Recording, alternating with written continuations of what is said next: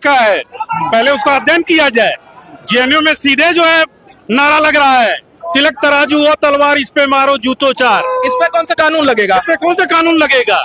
जब यूनिवर्सिटी में और कॉलेज में सीधे सीधे सवर्णों को गाली दे जा रही है, वो सरकार के संज्ञान में नहीं है।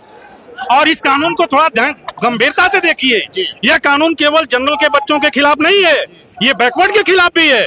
जब इस पे जो कमेटी है, अगर कोई बैकवर्ड के लड़के पर कोई SC ST का लड़का आरोप लगा देता है और ये कमेटी उस रिपोर्ट को सही पा करके पुलिस के ऊपर फॉरवर्ड कर देती है, तो पुलिस जो है उस OBC के बच्चे पर किस कानून के तहत कार्रवाई करेगी? SC ST एक्ट के खिलाफ कार्रवाई करेगी। उस OBC का बच्चा भी SC ST एक्ट में फंसेगा इस कानून के तहत। यह कानून पूरी तरह से हिंदुस्तान को तोड़कर इस्लामिक राष्ट्र बनाने की एक चाल है। इस्लामिक राष्ट्र एकदम। जब यहाँ पर देखिए, यहाँ पहला गेट ब्राह्मण है। सबसे ज्यादा अगर सोशल मीडिया पर पूरे देश में देखेंगे, ब्राह्मण को गाली दी जाती है, क्योंकि ब्राह्मण यहाँ का पहली कतार है। ब्राह्मण जैसे ही कटेगा, सारी जातियां छिन्न भिन्न होगी और ये देश को इस्लामिक बनाने में बहुत आसानी होगी। हमारे मोदी जी आजकल खाड़ी देशों 57 देशों से विभिन्न प्रकार के अवार्ड लेने में मस्त हैं और उनका हमको लगता है अंदर अंदर कोई डील हुई है और वो अब 15 साल तीन कार्यकाल वो प्रधानमंत्री रह लिए। अब वो चाहते हैं इस्लामिक राष्ट्रों की उनको फंडिंग है।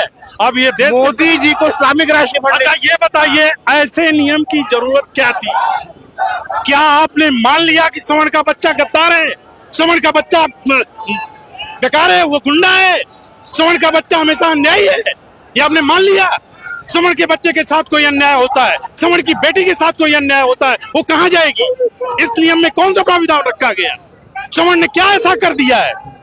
आपको कुछ मिलता है, मुझे खुशी है, लेकिन मेरा गला काट रहे हो, इससे आपको खुशी क्यों हो रही है? हम आपको देशद्रोही नहीं कहे। अच्छा एक बात बताइए, ब्राह्मण कुटुंब हुआ, क्षत्रिय कुटुंब हुआ, हाँ। क्या उससे निकल करके आया है क्या ये जो UGC बिल अचानक से? ब्राह्मण कुटुंब क्षत्रिय कुटुंब मतलब समझे नहीं आप? एक बैठक हुई थी, ब्राह्मणों की बैठक हुई, फिर क्षत्रियों की एक नहीं, बैठक वो हुई। देखिए, वो एक लोकल मुद्दा है, वो लोकल मुद्दा है, वो यूपी का छोटा सा मुद्दा है, इससे जुड़ा नहीं है। राष्ट्र का मुद्दा है ये। पूरे भाई यूनिवर्सिटी और कॉलेज क्या है? शिक्षा का गढ़ है, वहाँ पॉलिटिक्स भी बनती है।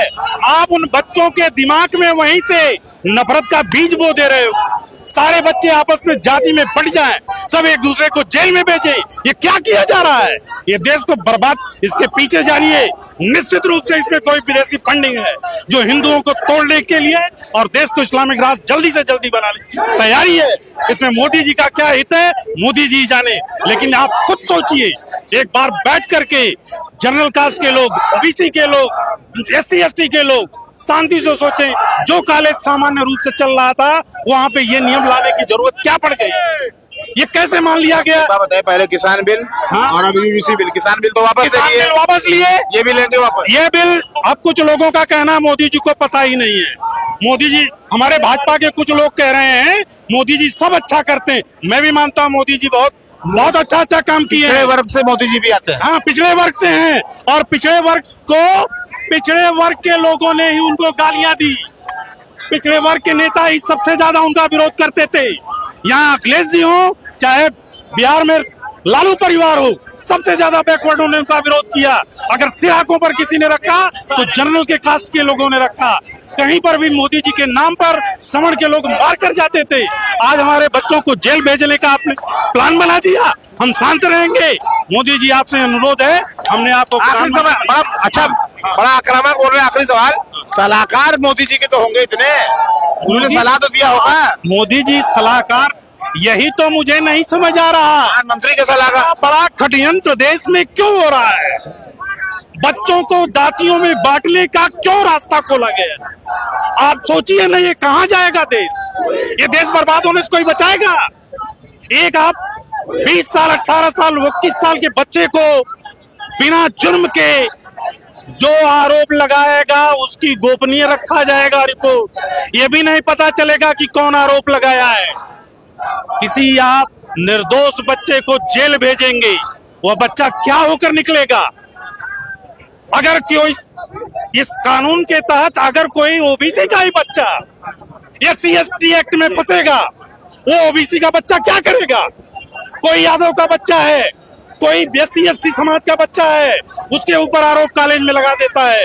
यादव बच्चा है, एकदम निर्दोष है, और वो SC/ST में अगर जेल गया तो वो निकल कर क्या करेगा बताइए? ये देश कहाँ जा रहा है? कानून को लेकर के कहाँ जा रहा है? इनका ये कहना है कि इस्लामिक राष्ट्र की ओर भारत बढ़ रहा है, ऐसा फंडिंग वगैरह की भी बात ये कर रहे थे। लगातार हम इस पर बने हुए हैं। धन्यवाद।